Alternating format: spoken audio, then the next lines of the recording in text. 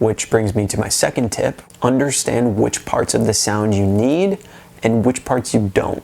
It's tough sometimes to know how to EQ a sound, especially when it sounds good on its own, but not good in the context of the mix. There's two main frequency parts of a sound.